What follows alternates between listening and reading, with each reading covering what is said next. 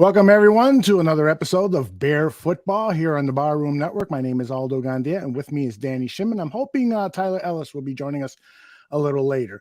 It was ugly. It was expected, and I don't find this game at all uninteresting. There's really a lot of things to talk about. We can make comparisons between, what a quarterback can do in this system, what Justin Fields can learn, and so forth. We talk a little bit about those things and in our halftime report, but we'll go over them now and look at the game completely. Danny, what are your immediate thoughts after the game? Well, first of all, it was a costly loss, costly because of injuries. We lost Eddie Jackson, don't know how long. Yeah. Darnell Mooney went down, right? Riley Reef went down, and then his replacement, Larry Borum, went down towards the end of the game as well. And then also Chase Claypool was seen, grimacing after a catch and then jogging gingerly on the sideline. So the Bears come out of this game battered and bruised, and it's another big deficit, right? Another big loss, 31-10. It's just at this point right now, that's 5 in a row. I mean, my expectations were low, to be honest with you, without Justin Fields playing. And to be honest, I tweeted it out. And that second half, once the Jets went up by 2 scores, you could look and see the body language on the offensive players, maybe even the whole team. You just look and see like they knew they were done. Without Justin Fields playing, they weren't going to come back from this game, and they kind of threw a towel in there at that point, especially on that Ty Johnson long run. You saw how many missed tackles there. So it was just one of those games where hopefully the Bears' injuries aren't as bad as we think they could be potentially. And some of these guys come back sooner rather than later. But, Mooney and Eddie Jackson going down, those both look like they could be, severe or long-term injuries, I should say. I don't know, how severe they are. But, that's my take right now. I was like, I didn't think they were going to win this game. And I had an expectation for them to win this game. First half, they kept it competitive. But again, right now, my concerns are those injuries of those starters. Yeah, and I tweeted out partly as a joke, but also just to kind of get people's take on Justin Fields, is that there's not many NFL quarterbacks who could have helped the Bears win today's game. And part of the reason that I tweeted that out and asked people to weigh in a poll was because of all the injuries that happened in game. I mean, even at the start of the game with the issue of the starting quarterback suffering an oblique injury, and then whether he was going to start or Peterman, who was going to start, who truly has probably the worst statistics of any backup quarterback in an NFL team roster. So it started off with that weirdness, and as the game went on, as you mentioned, player started to fall down due to injury and some terrible playing conditions. No fault of MetLife Stadium, but just the weather was really bad. But at the same time, I agree with you that the offensive players and defensive players were shagging their shoulders a little bit. But at the same time, I did see a lot of fight in this team, or at least with some of the players. Did you not see that?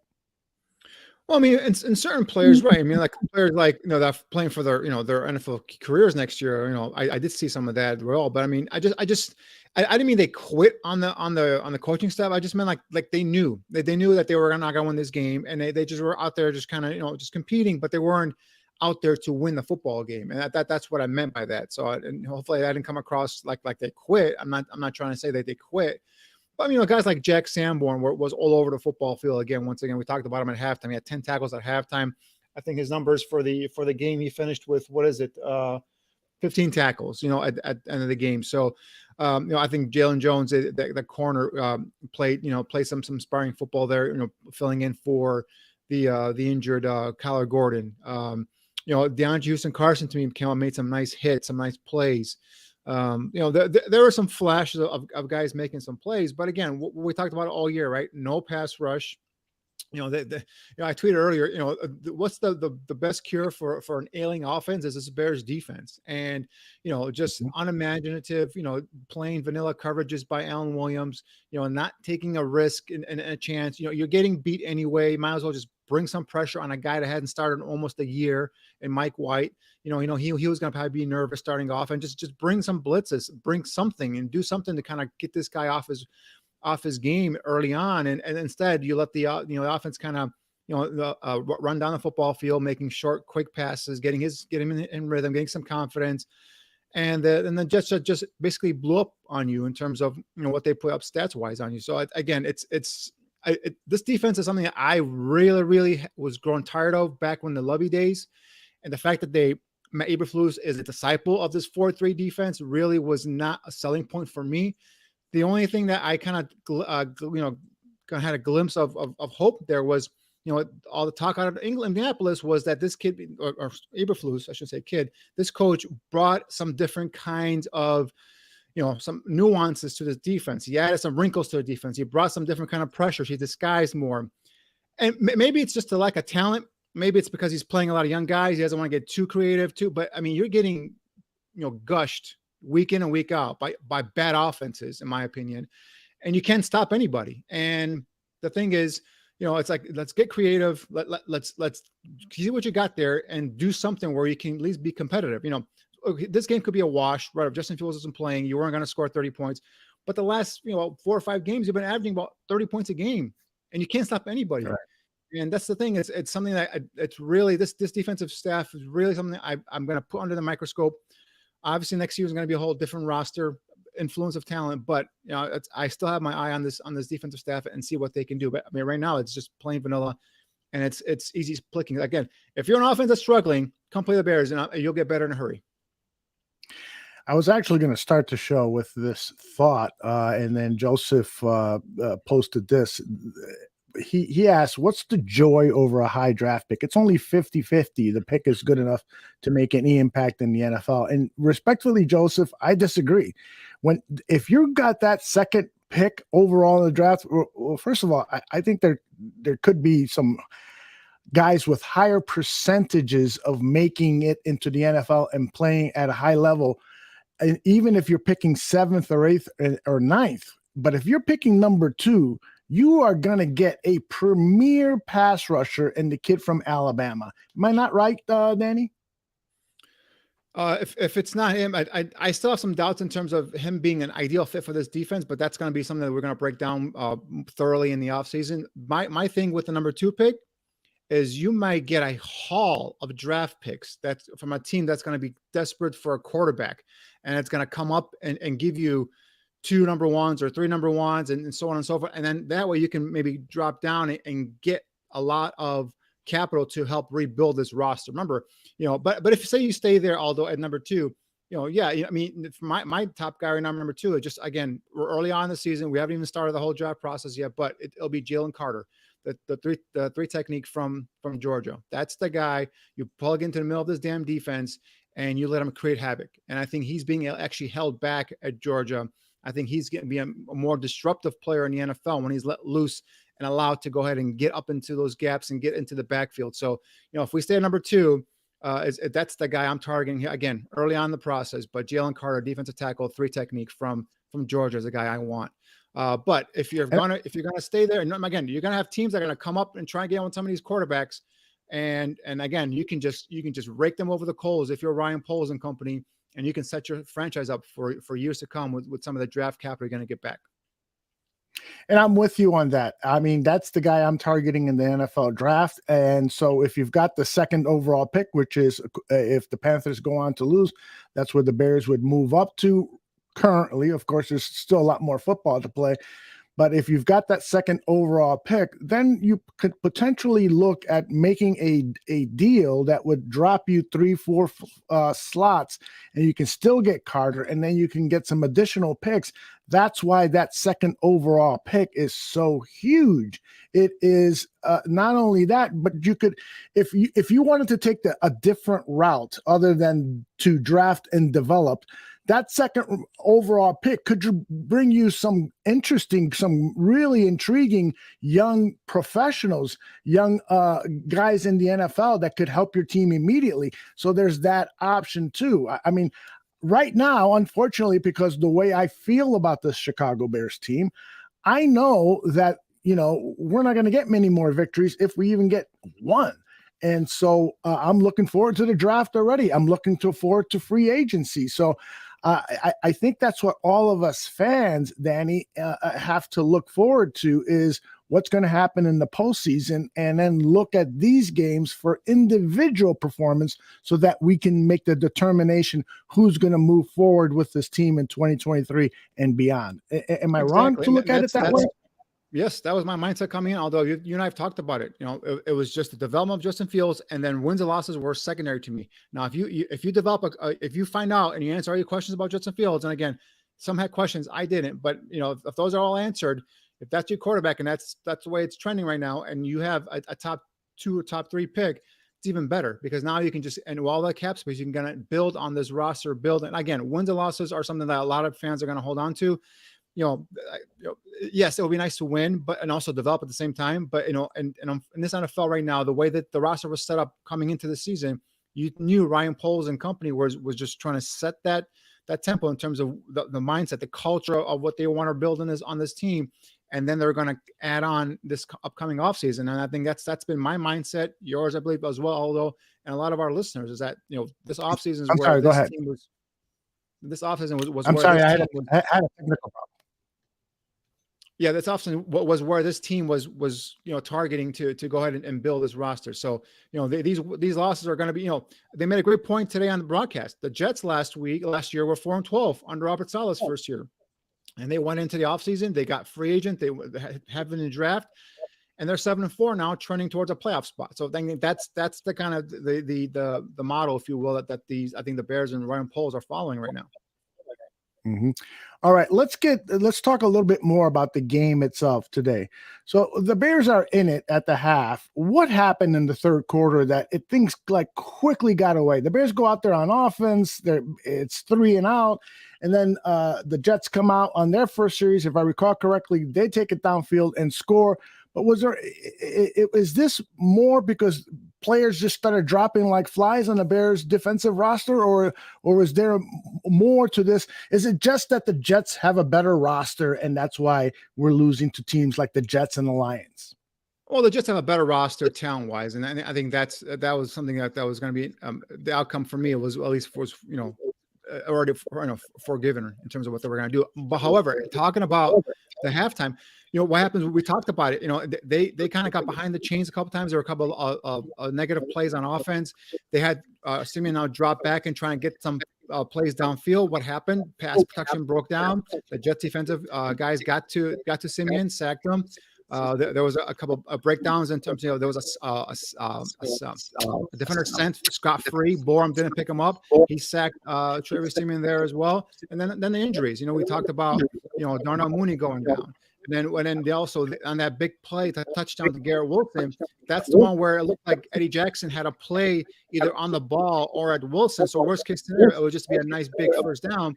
But Jackson got hurt. Next thing you know, he and then Wilson got free running to the end zone. That kind of broke the tie there because it went from a 1-score game to a 2-score game, and from right there you knew it was pretty much downhill from there.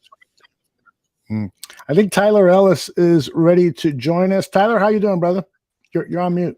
Okay. I am doing well. The draft position continues to be great, but and I feel like I was in Spanish class. Although, as you guys heard, I was listening in Spanish, and so I feel like I'm almost fluent. But how you guys doing? There you go. You're doing well, and Tyler's making reference to the fact that because of some broadcast issues in his part of the country, he had to watch the game in Spanish language. So yeah. ¿Dónde está la casa de Pepe, Tyler? Yeah, I mean, if it didn't say Bears, it still sounded very exciting. It was still very exciting. But overall impressions of what you just saw. I'm sorry. Overall impressions of what you just saw. Of what you just saw, Tyler, in any language. I mean, I honestly, first of all, I'm glad Justin rested. I'm glad we didn't force Justin to play. I'm glad he didn't rush out there to play. That's my honest opinion. We've seen a large sample of Justin over the course of the season. There's no point to try to have the kind of pride have him hurt towards the end of the season after already pretty much tanking, if you will. But overall impression, I feel like we tried. But I feel like the Jets. It was pretty cool to see the Jets. backup come in and just kind of operate. Their offense got operated with like everything, and this is kind of what I wanted to see from Trevor, because the backup quarterback is still a very important position in the NFL, and I think for the next 2 years to come, that position could be critical in terms of just that quarterback room. And so Trevor did some things. He let it go a couple times. But altogether, Aldo, we got work to do. We got some draft picks. We got some overhauls to do in the off season. But we can't get home. We can't get home. We had one sack. I think we had one sack. And so I saw some cool things from our DBs in terms of closing in the first half. But it kind of felt like the Jets still outcoached us. And that's pretty much that was like in a nutshell from what I saw. Even with their quarter, even benching Wilson, Joe Flacco showed up really big for them a couple weeks ago and everything. And so from what I saw, I mean, they're pretty happy in New York. We got some work to do, but I'm like, this is what you expect when you got the team. Yeah, and for me, Tyler, just kind of bouncing off that, I mean, it was just something where the Bears, unfortunately, after a while, there's just bodies stopped falling, dropping. Like I said, Eddie Jackson, that play got hurt. Unfortunately, I think he was going to go ahead and make a play either on the ball or on Garrett Wilson to possibly stop that long touchdown, strike. Mm-hmm. Once it became 2 scores, I don't know if you noticed. Well, unfortunately, you weren't able to watch the game, but just from my point of view, it just looked like the Bears players on offense just kind of dropped their shoulders, and not that they quit on Matt Eberflus and the staff, but it just felt like they had an idea, like down 2 scores without Justin Fields, it was going to be hard for them to come back and win this game. That's how I kind of read it, midway through that third quarter. So I understand you didn't actually watch the game, but I don't know if they. But no, I mean, when I finally got the video, it was still another language. But from what I saw, it was just like there was no follow through, in my opinion, Danny. There was no follow through in terms of like, let's do it for the guys not playing. I mean, we saw the Jets. They didn't have that. Wasn't their starting quarterback. That wasn't even their second string, but they still rallied. It's because they like that guy better. That's what it looks like, Danny. But at the same time, you saw that guy come in and he didn't game manage. He let it rip. But then you look at Garrett Wilson had one of his best games in a couple weeks, and so but then at the same time, I know Claypool only had 2 catches, but he still led us in receiving yards. I mean, I like to see somebody coming and getting our impact players involved. No slight to Justin, but I think it's always good for Justin or our starting quarterback to see another perspective. Hey, where's he going with the ball? What does he see? It still was like kind of lackluster. I mean, you saw that pick, but at the same time, Eddie Jackson, Danny, that pick 6 could have changed everything earlier on. If he were to hold on to that ball, and I potentially saw a pick 6 where Eddie Jackson closing speed on the passing lane was pretty exciting to me to see Eddie still moving the way he's moving. Yeah, with Jackson going down, that was tough. That's another veteran, another captain. You take away Roquan Smith, you take away, Robert Quinn from this defense. Now you take away Eddie Jackson. You take away a lot of, take away 3 captains. You take away a lot of leadership there. So that was tough for them as well. But and in terms of the first half, what I did like, and something Aldo and I touched about on halftime, were things that Justin could look at with Trevor was just the fact that he was getting the ball out of his hands quickly. He wasn't touched in that first half. It was a pretty clean first half. It was a lot of quick hitting plays, and he was trusting his guys like Claypool and even Pringle to a certain extent where he threw the ball. They weren't open, but he gave him a one-on-one opportunity to make a play in football. Those are things I want Justin to kind of take from that part of it, where get the ball out of your hands, make your reads pre-snap, and then post-snap, get rid of the ball quickly. Also, if you have your guys one-on-one on the outside, whether it's Claypool, Mooney, Komet, Pringle, just give them opportunity. Open in the NFL is not open like Ohio State open, right? So it might be an inch, might be a half an inch. Just give your guy ball placement is key here. Put the ball in an area where your guy can only make a play in football. I think Siemian did that in the first half. Unfortunately, second half where they had to drop back a little bit more, let more of those longer routes develop downfield. You saw the offensive line not hold up, and you saw the Jets then get to Siemian, and now the Bears are 3rd and long, 2nd and long. And I think that from there it was downhill. I mean, we're talking about a team that's trying to win their division. We're talking about a team that's not afraid of the Buffalo Bills. Like, they're second in their division. Like, I mean, they're batting with Miami and everything like that. But, like, give the Jets props. Like, nobody had them picked for how they're performing right now. And that front 7 is ferocious. And at the same time, we see Roquan. I'm in Baltimore. I see Roquan Smith, and they are loving Roquan Smith over here. Like he is a bright spot on that Ravens He's a defense. good player. And Yeah, he's a so very good player. but at the end of the day, we have to be real for where we're at. Like we've been gutted. You know what I mean? Like you said, when we lose our defensive captain, like that was it, Eddie Jackson. And so but you may go to Jaden Johnson, who I think played well. But I didn't see or hear the second half adjustments that we would normally make. But at some point in time, it comes down to some talent. It comes down to talent at some point in time in the game. But you would just think we would have kept working hard, Danny, in terms of being in position. That's what this coaching staff talks about, putting players in position. I feel like this coaching staff can get a lot out of second tier, third tier guys. And so it was kind of where this. I mean, we saw Wilson go off for 90-some yards. But bro, did you see how they ran the ball? They ran the ball with so many different players, and they just it seems like they're celebrating a complete game plan when we didn't really we didn't really show much outside of like that. We're still our backups are still kind of mediocre in my opinion. Well, I don't know if you caught the first half of the post game show, but I came on here saying I'm not a big fan. I was tired of this cover two defense, this Lovie Smith defense back from Lovie Smith was here. I was tired of it. I was done with it. The NFL's caught up to it. They know how to beat it. So when Eberflus was brought in, being a disciple of that defensive front, I was not a happy camper. The only thing I was holding on to was the fact that they said coming out of Indianapolis that he alters his stuff. He disguises more stuff. He brings more pressure. He plays more man to man. And so far, to me with Alan Williams, it's a very plain vanilla coverages. No, nothing exotic up front. You're not bringing pressure. You're not getting to your to opposing quarterback with your front four. I've been out here saying blitz, do things. You're getting beat anyway. Mm-hmm. You're sitting back in coverage. You're getting beat. You're eaten up alive. Just Mm-hmm. go down swinging. At least go down swinging. And Alan Williams has done nothing to impress me so far. Now I will step back and say, you're right. You know what? I'll give him a year. The talent on this defense is not what it's going to be.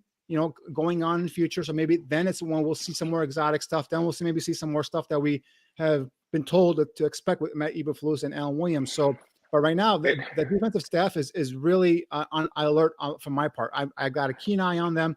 I want to see how these young guys develop, and I want to see once they have talent next year, how they actually utilize it. And then Danny, to that point, this coaching staff is asked to come in here and just be positive. This coaching staff is asked to just play who you got.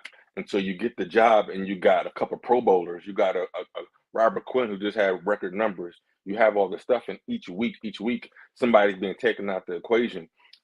The zone is great when you can get through, when you can win your one-on-ones. Even Lovie Smith, like we got home with that front four. Like when you don't get home with the front four, you're gonna get shredded up. And that's what happens. And it's weird because I want to see Jalen Johnson on man coverage because Danny, Jalen Johnson on man coverage, send the blitz. It just makes sense in my opinion. Like, why aren't we blitzing? And so it goes back to like these coaches just doing the best they can with what they have, and they're just being asked to. That's why all the coaches, some of them aren't being graded in terms of like how are they getting these. They're developing younger guys even in fire. That's why J2K's comment here makes a lot of sense to me. He says Williams is calling a simple game plan because he has no pass rush and secondary is injured. He's not promoting what Williams is doing. It's just that we need to wait and see. And that's what this whole season is about. That's what we started talking about at the beginning of the show. We've been talking about for weeks and weeks and weeks. It's very, very difficult to make a determination as to where this team is at with its offense, with its defense, with its schemes, because the talent is so putrid. We've got to give all of these signal callers, all of the GMs and administrative office people, we've got to give them an off season to really prove whether we should give them a thumbs up or thumbs down. Anybody agree or disagree with that? No, and I said that's I will give them a season, but it to the point where your offense is averaging 30 points a game the last 4 or 5 games. All you need is a stop or two here and give up only 21 or 24 points. Be exotic. I mean, you're getting beaten. Like I keep saying this, and I feel like I'm a broken record, guys. I'm sorry about that, but you're getting beaten sitting back in coverage and being vanilla. Get beaten then being aggressive. bring defenders, bring a cover zero time in, time in, time here and time there, pick your spots, and bring pressure on these quarterbacks. I mean, Mike White came off, shook off the cobwebs of not playing for a year. And lo and behold, he goes and he shreds the Bears defense. I mean, it's just, I understand the talent's not there. I understand injuries, but at that point where now you have to kind of get creative and exotic as a defensive coordinator and bring some pressure to give your offense a chance to pull out victories. That's what I'm trying to say. Yeah, I agree with Danny. I agree with you, and I agree with that last comment, Aldo, for sure. I mean, I'm not judging any coaching staff in terms of like negativity. Everybody should come back next year, but the GM made some bold decisions during the course of the season, and our coaching staff had to adjust. That being said, it's when you get these opportunities, you finally see what you really have. And unfortunately, we just don't have those hitting gems as I thought we would have. Because that's what normally happens. This guy just shredded us for like 300 yards. Like you said, Dan hasn't started in over a year. He was super efficient. But that's what I'm talking about. When guys finally get that opportunity to start, I thought Gibson would do more with these opportunities. That's what I personally thought. Let's listen to our head coach. I thought he was throwing the ball really nice. Took a lot of the checkdowns there. Obviously, the pass to Pringle was really nice. I mean, him coming down with that catch. And then defensively, the first series, obviously we had that 3rd and 7 down there in the red zone when we had that nice 3rd down situation on there. We just had to perform better on there. We ended up getting called for a penalty on that one, and they scored anyway. But 3 and out on the next possession by the defense, which I thought was nice, and it gave us a chance to stay in the game there, during halftime there. So ended up being I think we were up at some point at 10-7, which we were, and then ended up 17-10 at half. Obviously, the second half wasn't good enough, for either side of the ball. It wasn't good enough. There's no excuses, no explanations. Just wasn't good enough. And I told the guys in the locker room we're better than that. We got to do a better job and perform better in the second half. And that's all phases. Obviously, we sustained a lot of injuries during the course of this day. I'm not going to comment on those because I don't know much right now. But obviously, when we lose that many guys in one day, that's something that we got to address going forward here as we go. But with that, I'll open up to questions. Could you take us through the process with Trevor starting, then not, and then the game time decision? Yeah, so during pregame warm-up, Trevor was out there, and I think it might have been before that. You had to ask him, but he ended up straining his oblique, So obviously when you're a passer, that's obviously a big issue to throw the ball down the field. So he came in and got some medication, thought it was going to be okay. And then it ended up, as he went through pregame warm-up, came back in, he felt like he was performing very well. And Nate was ready to go the whole time. So Nate was made aware of that. He was ready to go at the same time too. So that's where it is. With the way things trended this week, do you anticipate Justin playing next week? Yeah, that's a good question. We think that he's getting better. Every single day. He felt better every single day. Just at the game time today, he wasn't ready to go to perform and protect himself. I suspect we'll see where it goes. I think we're going to leave it day to day, and we'll decide one day at a time. If he keeps progressing, then he's got an opportunity to do so. How did you think Trevor handled the whole uncertainty of the week? Yeah, I thought it was good. Obviously coming out there and really operating the offense the way we expected him to. Those first couple of drives it's really a good sign that he was ready. He was ready to go. Luke did a nice job preparing him to get ready to go, and he did good.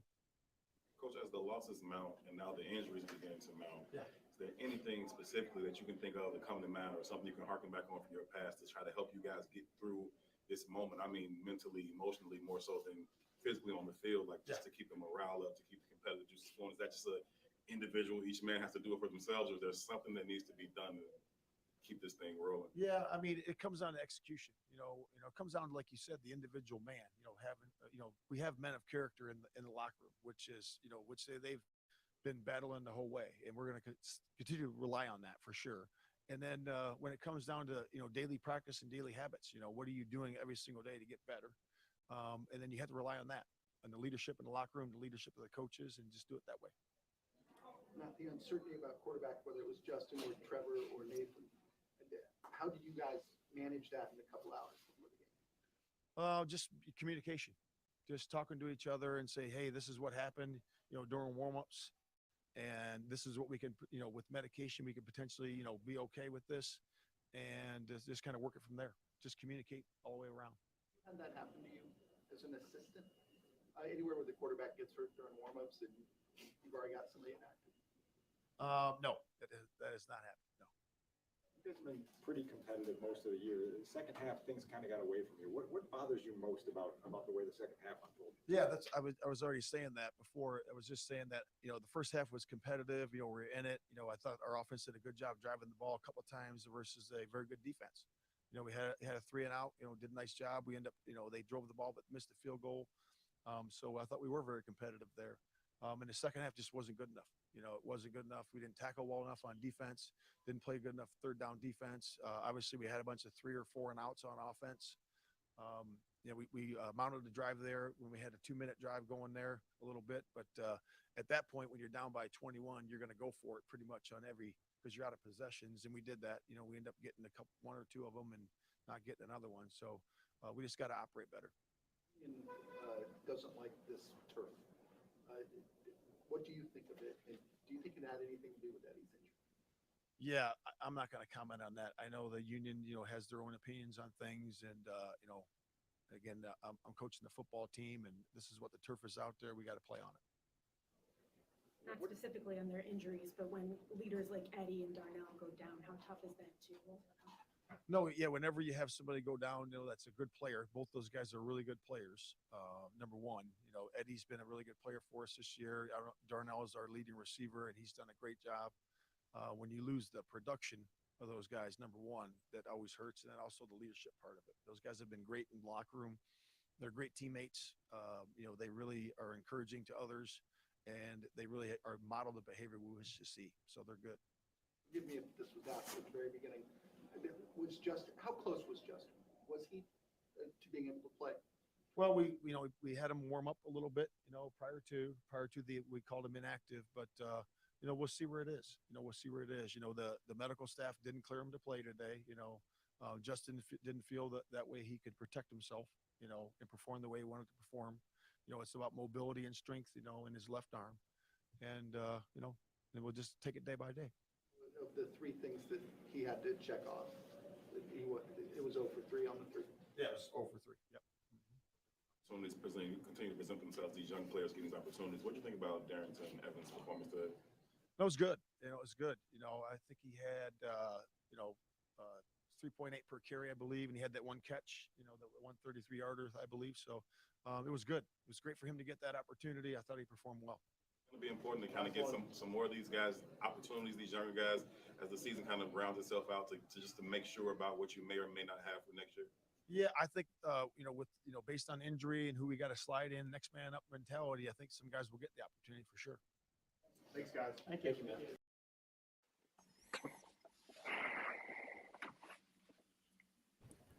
man. Tyler, I'm sorry. I was going to ask Tyler a question. Tyler, I saw you nodding your head when he was talking about men need to step up and so forth. I know that made an impression on you, right, Tyler? Yeah, I mean, what are you talking about? Yeah. Because I'm like, bruh, you should have said that crap before the game started.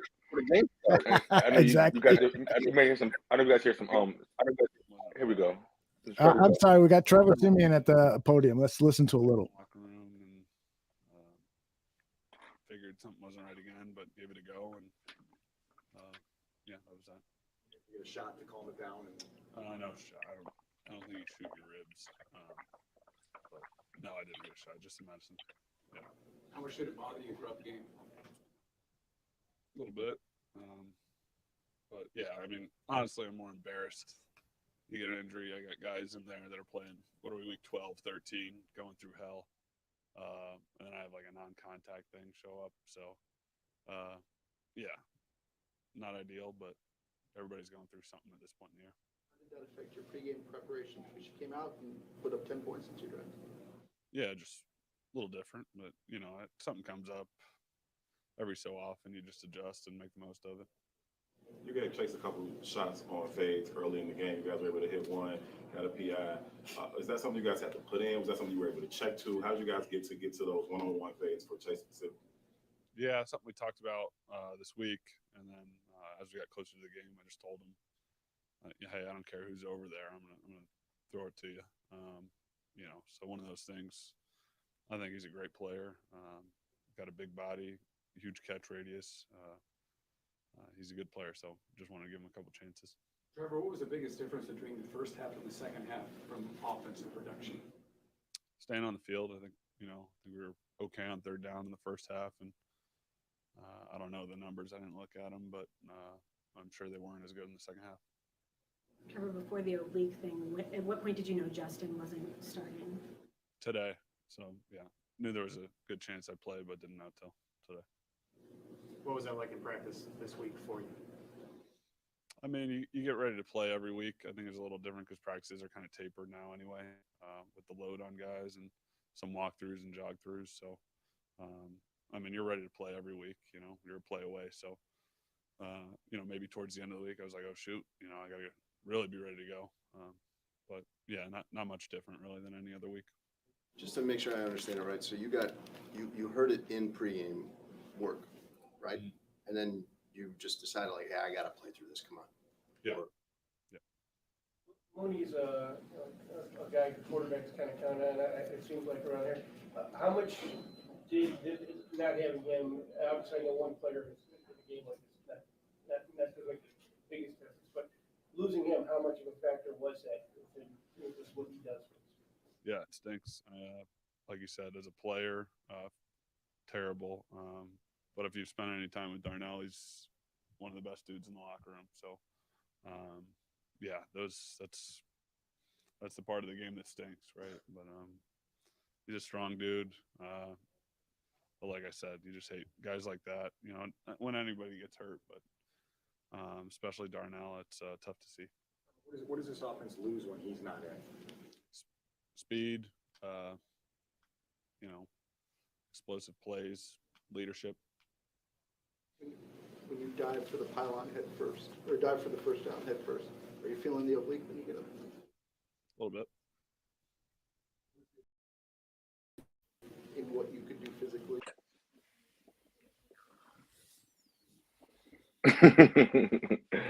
Danny, what do you think, bro? Yeah, it's just some of the questions make me laugh. When you dove head first for the pylon for a first down, did you feel the oblique? No shit, I'm going to feel the oblique. I mean, if you ever had an oblique muscle, that shit hurts, man, and it hurts a lot. So I'm sure he didn't mention that, but I'm sure he got shot up, and I'm sure he'll feel it after the game for sure tomorrow. But just a gutsy performance. I appreciate Siemian going out there. Like I said, these are veteran backup quarterbacks, right? These are why this is his job. It's just to kind of step in there at the last minute and perform. And I appreciate him saying that, these guys have been battling for 12 weeks. They're dealing with other stuff that they're out there playing.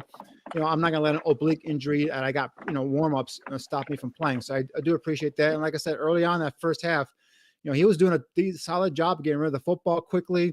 It was those first 15 plays that were scripted. It looked like they were on point. They were sharp. Gave Claypool a nice jump ball there in the first half. Drew the pass interference on Sauce Gardner. So I like what he was doing that first half. But unfortunately, like I said, once the offense got behind the chains, the defensive front for the Jets was able to peel the ears back and go after the quarterback. He was at their mercy. And then of course you lose Darnell Mooney. You're one of your big play guys on offense that lacks a lot of big play guys. It makes it much tougher for them to perform. So he's a veteran quarterback that knows how to get prepared, and that's what you need him for. That's what these guys are there for. He's been in the league for 8 years, and if the Bears decide to re-up him to bring him back, for next year as a backup to Justin, I'm okay with that as well. Yeah, and Cole Kmet was a guy who, in the stat sheet was missing. He did get 6 targets that sort of under the radar there, but did you guys expect him to be more involved in this passing game today? Because I certainly did. Definitely thought he would be. Real quick, Danny, just because of what we've been seeing these glimpses of burst from him throughout over these past couple of weeks, in blocking and in downfield catching, and so he's been shown that he can catch the ball, and so that was kind of surprising. Did the weather have something to do with that? I mean, it was a slippery ball today, which is kind of weird. And then you talk about, Trevor was talking about how the practices are simulating that. So we don't know how much reps those two got together becoming to a factor. Danny? Yeah, for me, I just felt like they tried to get Komet in the game earlier. There was a couple miscommunication between him and Siemian, but I think once they started seeing the Jets kind of bring that pressure, they kept them in to block a little bit more there. And I think that's kind of once you kept them in a block, I think that's kind of took him out of the pass rhythm there as well. So again, second half they were just discombobulated. And one thing that's real disconcerting for me, guys, and maybe you guys agree, don't agree, is early on in the year and again, the Bears had Quinn, the Bears had Roquan Smith, the Bears had a full complement of their players, but it always seemed like the Bears in the first half defensively would struggle, make adjustments at the halftime, and second half they'd be lights out, solid unit. Mhm. Now it looks like it's been flipped around. I don't know if it's because of the injuries, the traits, a combination of both, but it looks like they give you a solid effort possibly in that first half, but in the second half they just kind of kind of disrupt there and then give up points left and right, yards left and right. So I don't know if that's something that again, combination of the trades, the injuries, all the above. I'm not sure if you guys feel the same way about that. A combination, Dan. I think that's a combination of all of the above and being out coached respectfully. Let's full transparency. That's my opinion because everybody has the same amount. Everybody has the same 24 hours in a day to get whoever's playing ready to play. And it's moments like this that we find out about those third round, fifth round, sixth round picks. At the end of the day, this is the NFL. Every single player on that team was the best person in their high school, was like one of the best people in their college. So this is your opportunity to show it. I put back on the coaches, and players are going to do what they do. And so Danny, that was the alarming part. That the second half we couldn't score, that we couldn't stop them, get something. But the Jets warmed up, in my opinion. They went deeper, in which this is what I'm saying. I just by going to listen to their stuff, I know they're excited about how their quarterback played because I expected a healthy Trevor, to come out and at least give us 250 yards because I followed Trevor when he was in Denver, and we saw him in the preseason. He's a guy that he will throw. I love what he said. I don't care who's over there. I'm going to throw to you. I like that. Throw to the receiver. Throw to the open receiver. That's what quarterbacks do. When you take away all the politics out of it, move the dang chains. That's your job.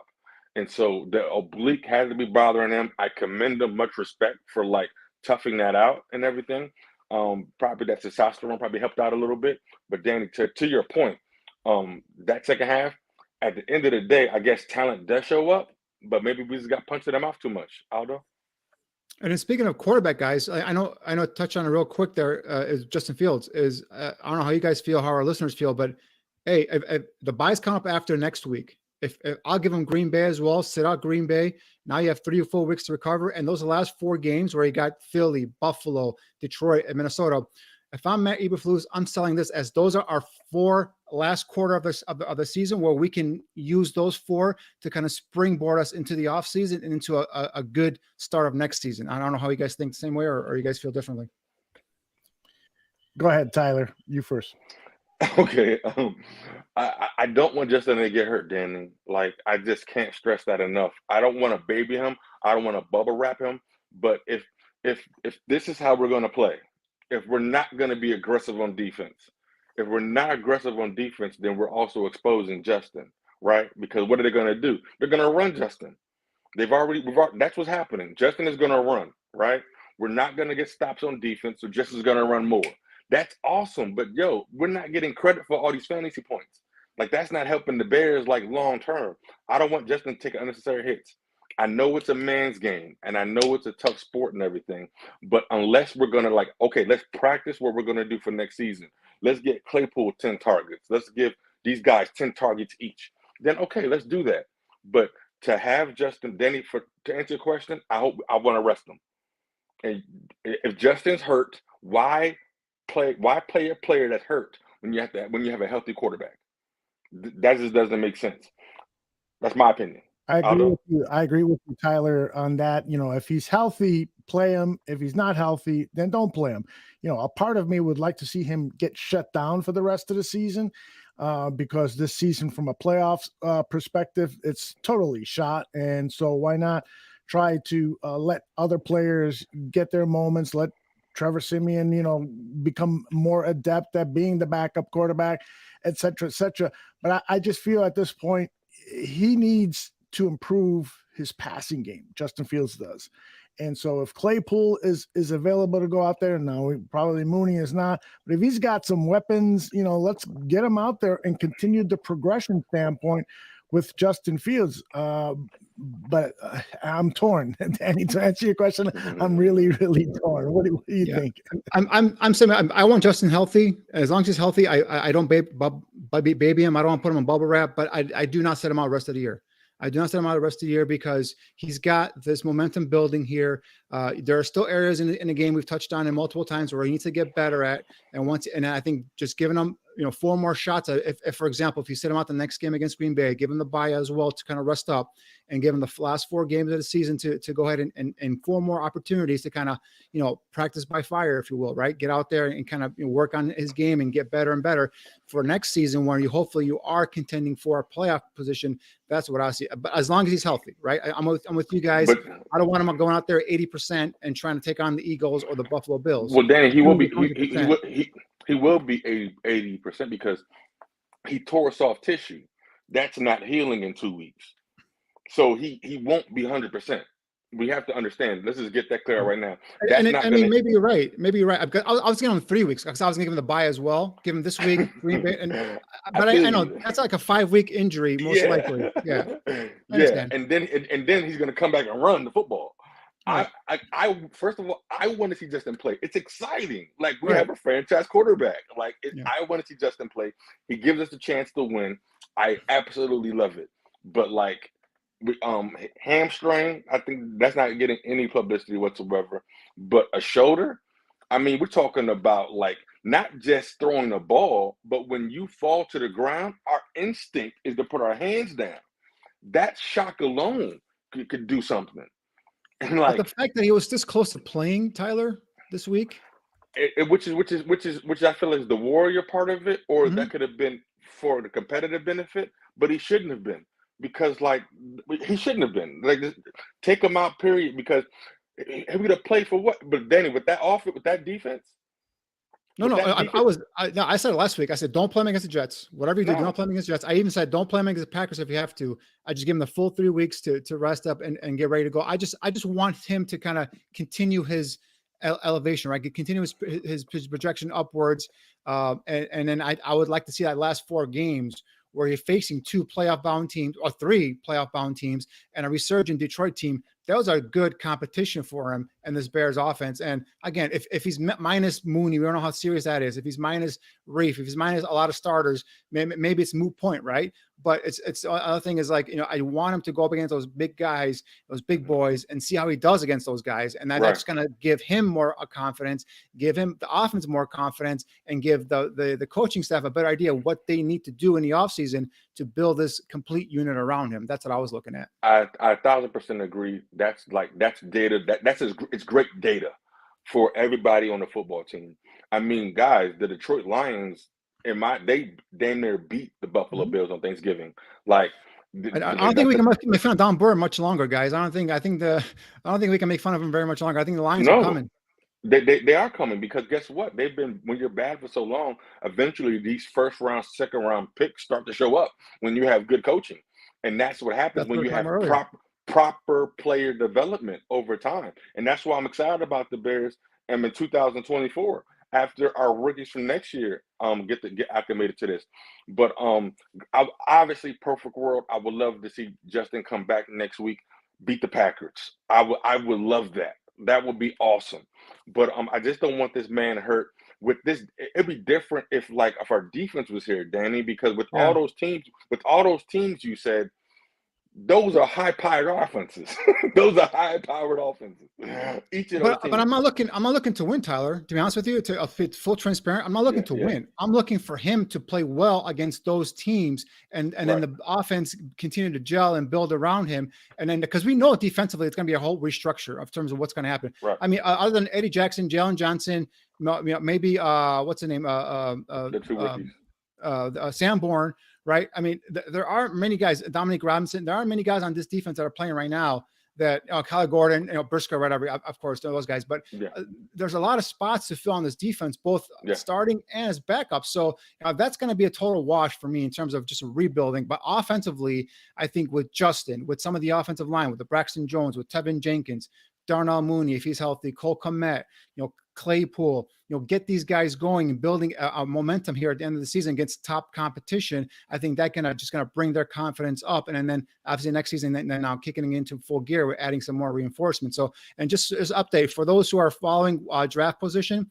The Jacksonville Jaguars won. They were 3-7. The Browns won. They were 3-7. And another team that was 3-7 also won as well. So the Bears are moving up there on those draft picks. So where we at right now? I think 2. Hey, sit Justin. Tyler just went to full tank mode right now. He's like, sit Justin for everybody. Don't even show up. Just forfeit the game. No, before we get out of here.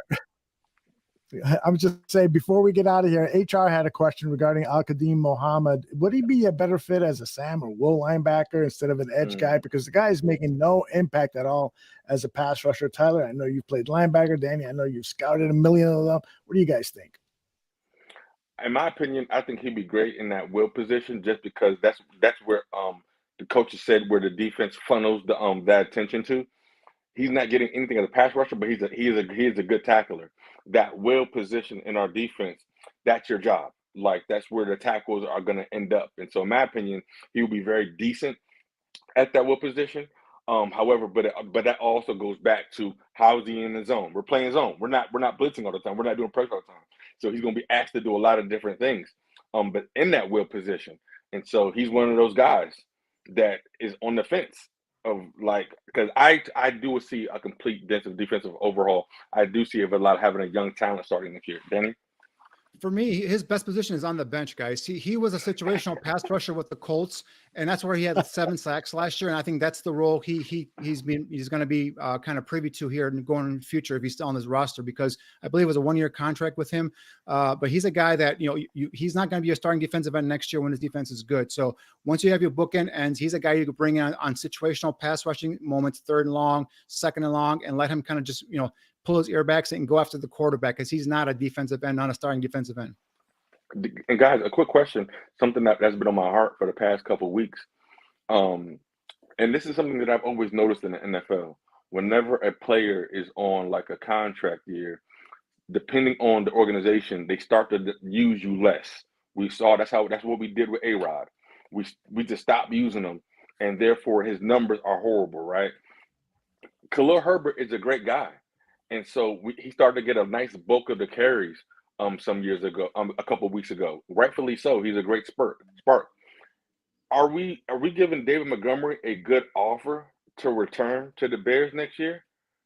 In your opinion? So. I think so. I would hope so. What do you guys think? I don't think they're breaking the bank for him by no means. I think they have a number for him that they're willing to bring him back as, because they love the character, they love the leadership, they love his bond with Justin Fields. Fields has really gotten close with David Montgomery. I think those two have formed a bond off the field and on the field. So I think they'll give him a fair offer. Just a matter of, will another team come in and overprice the Bears? Because if a team comes in and blows away the Bears offer, obviously if you're Montgomery, you got to take it. You only get these contracts once in a while. You're a running back. You already had an ACL injury before in your career. So, or I'm sorry, not ACL, but a major injury in your career. So, you take it. But I think the Bears will give him a fair offer, because I think they like him. They value his character, but I don't think they're going to, break the bank for him. Spotrac, the website that monitors player salaries and so forth, has his market value at $9.9 million per season. They use that, they come up with that figure with player comparisons, what other similar players with his results have achieved. That's way too much, I believe. Not way too much, but that's too much, in my opinion, to sign David Montgomery, unless you're signing him to a 2-year deal. But if you're going to start looking at a 3 or 4 year deal, then I think that the average per year should be closer to $6 million than $10 million. And then of course, you got to weigh in the guaranteed dollars, the salary bonus. The guy from a leadership standpoint, from a Chicago Bears standpoint, you want him back. But at the same time, the way this league is now being played, it's not a good business decision to pay him $10 million. I wouldn't pay that. I wouldn't pay that for a running back, because like I said, you can find running backs second, third round of the draft. And I love Montgomery, but I think the Bears will give him a fair offer in terms of what they could afford to bring him back at, and say, hey, we'd love to have you back, but if you can beat this offer, God bless you. We'll have a great career. But they're not gonna break the bank for Montgomery. No. So let me ask you guys let me play devil's advocate real quick. If David Montgomery was giving us Derrick Henry production, will you all still say the same thing? Rephrase. Tell me my question again. Aldo. Yeah, what's the question again? If David Montgomery was giving us the same type of production that King Henry and Tennessee Titans, if he was giving us those same kind of numbers, would you all still say 6-7 million? Yeah. Well, no. If Derrick Henry is averaging 2,000 a year. Yeah, Derrick Henry is I love David Montgomery. He's my guy, but he's not Derrick Henry. Right, exactly. Okay, so how much would you give Derrick Henry a year? And how much is he making right now? Like what, 12, 15 million? Although we can't hear you. I don't know if you're on mute. I think you're on mute.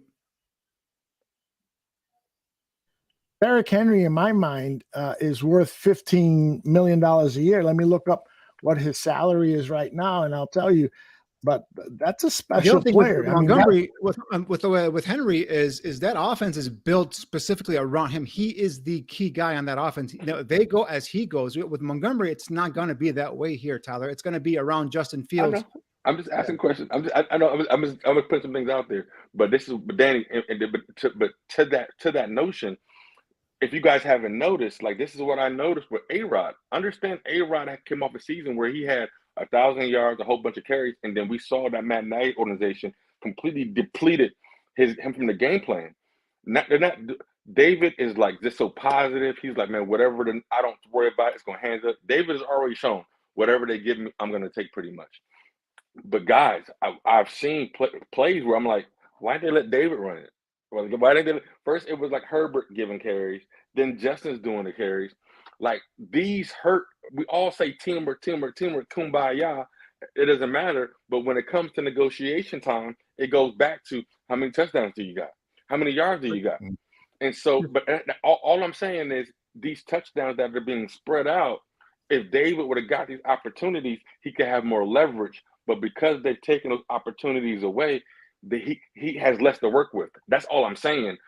Are you all noticing that pattern with the NFL as a quote unquote business? Because in my opinion, I don't think it's fair because we don't like players when they hold out to get whatever they can get, right? We say you're being selfish, but the organization takes away your opportunities to mark up your value. Am I making sense?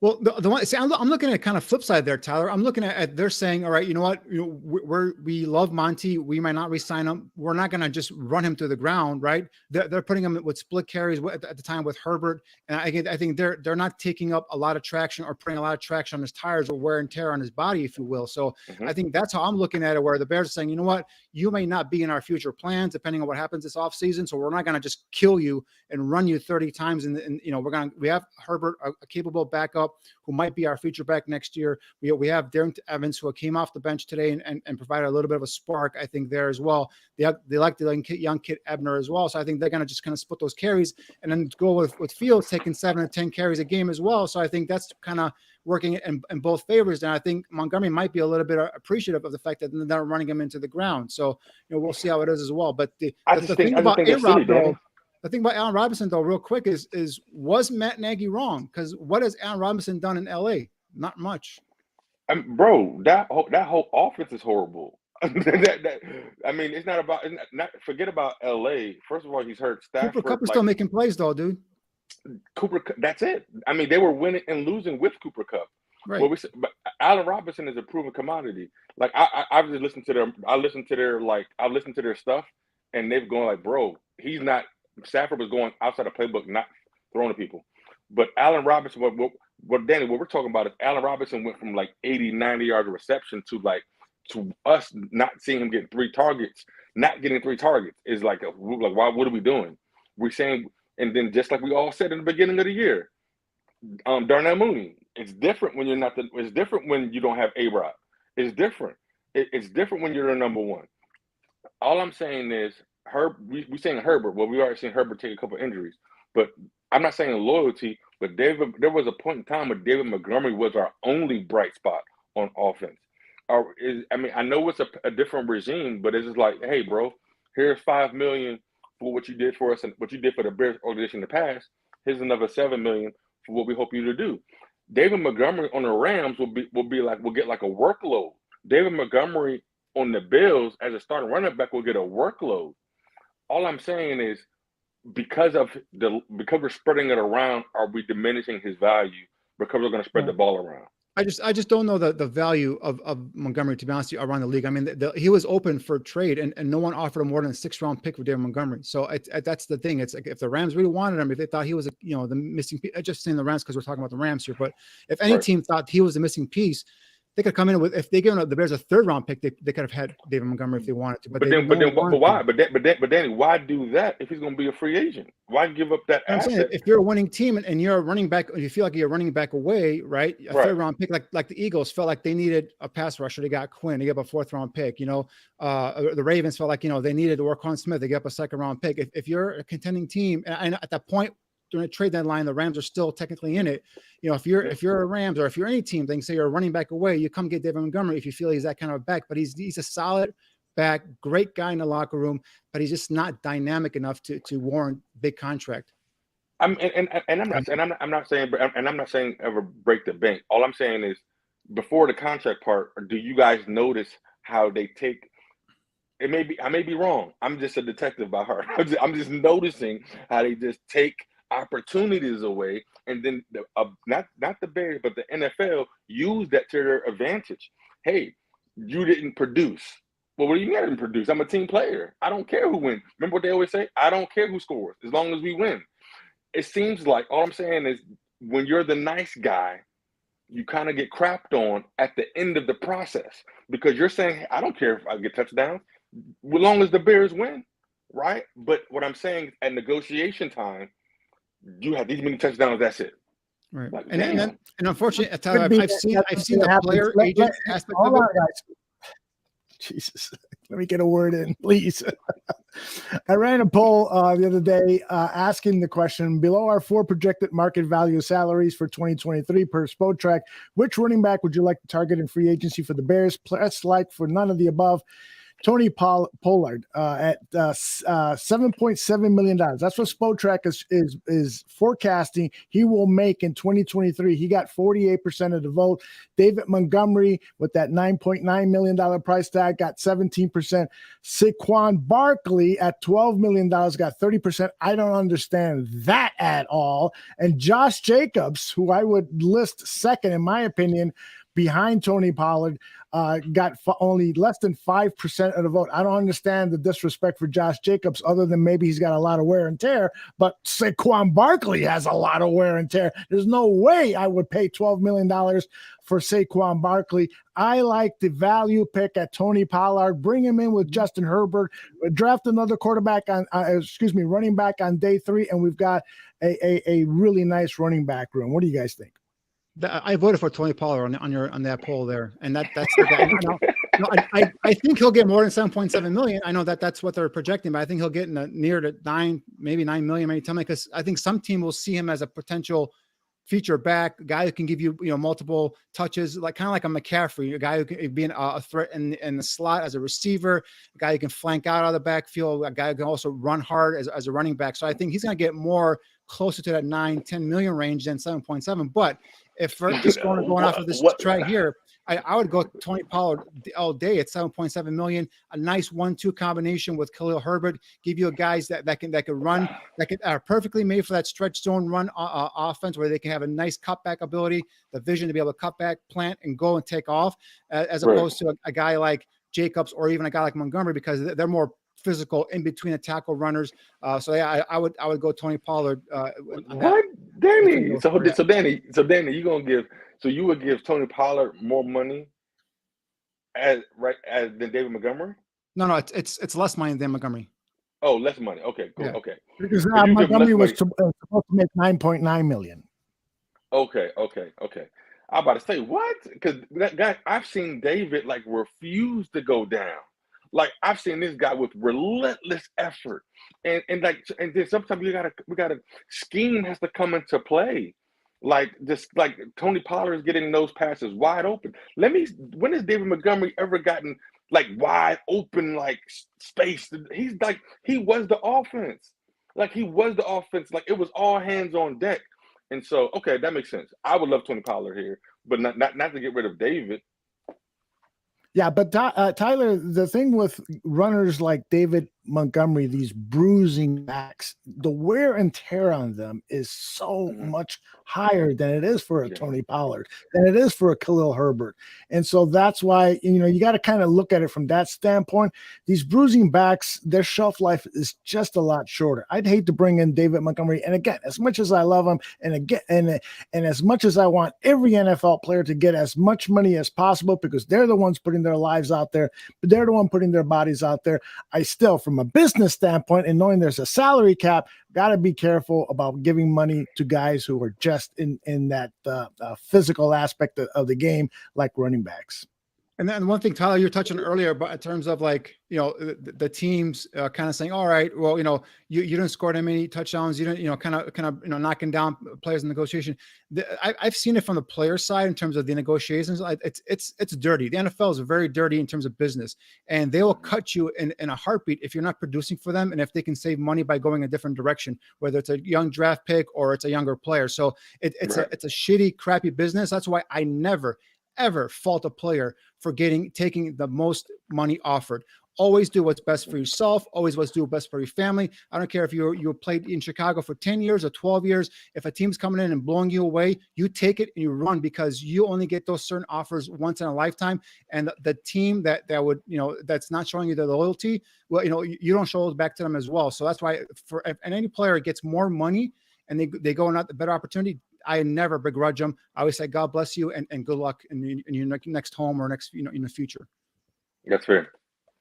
I want to tackle one more topic here before we start closing the doors here on this episode of Bear Football. Danny and I saw Kindle Vildor down at the Senior Bowl. We were both impressed with the way he progressed as the week went on down at the Senior Bowl. This is the 2019, I want to say, a Senior Bowl. And so we had high expectations with him, and we've talked to a number of scouts, including Greg Gabriel and including the executive director of the Senior Bowl. And they said, don't give up on this guy. He's going to make it. I am starting to give up. Danny, your thoughts first, and then Tyler. I'm not giving up totally on Kindle Vildor. I mean, I think and him as an outside corner, I think is something that we need to kind of look at right in the offseason. I think he's a guy, I've been saying this for a couple of years, and the Bears coaching staff don't believe so, but I think he's a guy better suited maybe moving inside as a slot corner. He's better off against these shifter, quicker receivers on the yard against these big guys on the up front and get more physical with him and kind of push him out of the way. Today we saw, Garrett Wilson. He held Garrett Wilson in the end zone, and Garrett Wilson still was able to toss him aside and get open and get that touchdown. So, I think him on the outside making a living is something that we can't really afford anymore. I think we've seen him not kind of be successful there. Moving him inside versus quicker, shiftier receivers is probably where I would see Kindle Vildor in the future. He's not a guy I'm ready to give up on. I mean, I think he still has a place on this team, place on this roster. Even if he's as a third or fourth corner on the roster, I still would like him there because, like I said, he's a guy that will, he plays with, he's not a big guy, but he plays with some physicality, doesn't mind putting his head in there and making a tackle. He'll give it his all. But he just physically might be outmatched in terms of on the outside as a cornerback, probably best suited for the inside, like I've been saying for the last couple of seasons. I agree to I agree to aspect keep on the team. I like the fact that he's made the most of his opportunities, Aldo, in my opinion. He battles. He's a guy that battles when guys go down. Sure, keep him on the team. Should he be the starting cornerback for the Bears next year? No. Respectfully, because with all these assets, when's the last time the Bears had I just love the dynamic. What if we get another second round pick DB? Nah. the type of division that we're in, Minnesota is warming up again. Freaking Detroit and the Packers, whoever the quarterback's going to be, but if we're in a division where we have to go against top wide receivers, 1, 2, and 3. why leave a unknown variable? We know what he is at this point, Aldo, in my opinion. I feel like we know who he is. He's scrappy. He's not scared. That's awesome. He has all the traits to be on the team. But I feel like the Bears during this offseason are going to be in a position to get some really A-grade talent, in my opinion, via free agency or the draft. And I expect a nice defensive overhaul on every single level. But like with 9 or 8 picks in the draft coming up, like yeah, that's where I'm at with it. Like he could be third string, fourth string, like Danny said, kick him inside. But I'm looking, wait, what if we get a 6'6" strong DB? That would be all amazing. All right. Let's go around the horn and get final thoughts on whether it's this performance or whether it is what your expectations are for the game next week against the Green Bay Packers, whatever is on your mind. And I'll start with you, Danny. This performance, I think you can just kind of chalk it up to just, not having Justin Fields, players left and right, defense and offense falling out, getting injured. So in terms of next week, again, my thing I talked about earlier is if Justin's healthy, I'd play him. But if he's not healthy, if he's at 80%, and we've kind of ran through this earlier, I would sit Justin out another game and just let him get full 3 weeks of recovery and have him come back for a final four stretches game of the season and see how we can take off from there. But yeah, I mean, without Justin on the field, guys, there's not much really to look forward to. Jack Sanborn, another solid game, 15 tackles, 10 at the half. He's a guy that continues to kind of show that he belongs here at this level as a middle linebacker, possibly even a strong side linebacker. We'll see how that goes. But yeah, and then defensively, again, another vanilla, exciting play call by the defensive staff, Alan Williams, defensive coordinator, Matt Eberflus, head coach. You guys are I understand you guys don't have the talent. You guys are lacking some injured players, but you got to do something, create some excitement, create a possibility of turnover. You might get burned with a blitz here and there, but you're getting burned by sitting back in coverage. So, you're facing Aaron Rodgers again next week, here at Soldier Field. So hopefully you do something there where you can come out with some sort of a competitive game plan versus, one of the best quarterbacks in the NFC. Final thoughts. I want to say I would love for us to beat the Packers. They've had their own struggles over the past couple weeks. They're definitely a team that's beatable. They're not like definitely impenetrable in any aspect of it, but at the same time, they do have wide receivers stepping up. But I'm with Danny. Rest Justin. I'm with rest Justin. But if Justin wants to say, freak it, let me go punch Aaron Rodgers in the face. If Justin Fields play, we freaking better win because it's all deck on the table. But I won't be mad if we sit him down. And so just the outlook, I know the coaching staff is gathering data. There's no point to get upset over these losses. We currently have the number 2 draft pick. That kind of excites me. Next week, I'll ask Danny where we're going with that pick. Is that offensive line? Is that too high for offensive line? That's what what do we do with that pick? That's what I want to ask Danny right now. And so, all in all, we'll be here either way, win, lose, or draw. It'll be really, really dope to beat the Packers. And that's it. It's Packer week, but at the same time, we're a depleted Bears defense, and the Packers are trying to do whatever it takes to make it to the playoffs. And so it'll be great to play spoiler, and we're excited about it. I can't tell you how much I hate Aaron Rodgers. And this isn't something that I used to say years ago because I was so in awe of his talent and appreciate great quarterbacking play, and that's what he delivered. But over the last 2-3 years, he's just become a nuisance. The way he's playing politics, the way he's playing the media, the way he thinks he's a narcissist, and I've gotten sick of that. And the fact that he's bragging about taking some psychotropic drug, and young kids are listening to that and may want to try ayahuasca because of Aaron Rodgers. I just now dislike the guy so intensely that this game next Sunday is my Super Bowl. I want to beat the Packers, and I hope that it's Justin Fields beating Aaron Rodgers and the Green Bay Packers. I'm sick and tired of the dominance that team and that quarterback and the previous idiot quarterback that they have had over the Chicago Bears. So that's what I'm hoping for most and foremost, I would love it if Justin Fields came in and we beat the Packers 31 to whatever, and then you can go ahead and mothball Justin Fields the rest of the season. But that's how I feel as a fan. That's how I feel. And tomorrow it'll be Greg Gabriel and myself in the afternoon. We'll be talking about this game and also looking forward. Greg has also started to provide little morsels of draft information because he's been studying some teams for some players for a client. And then later this week, Danny and I are planning a Bare Truth show. So we'll look at some tape and talk more. And then, of course, next week it'll be the three of us. John Buffone has one more week off, so the three of us will be back after that Packer game, and hopefully Tyler, Danny, and myself are toasting a win over the Green Bay Packers. Guys, you are the absolute best. Really enjoy doing these with you and filling in for John Buffone. I will let everybody know that you can catch this on a replay on audio podcast and all of our live programming. The best thing to do is subscribe to the Barroom Network's YouTube channel, and you'll get alerts on whatever device you use. And then you can join us in the chat room. And thanks to everybody in the chat room. You guys are fantastic. So for Danny, Tyler, myself, take care, everybody.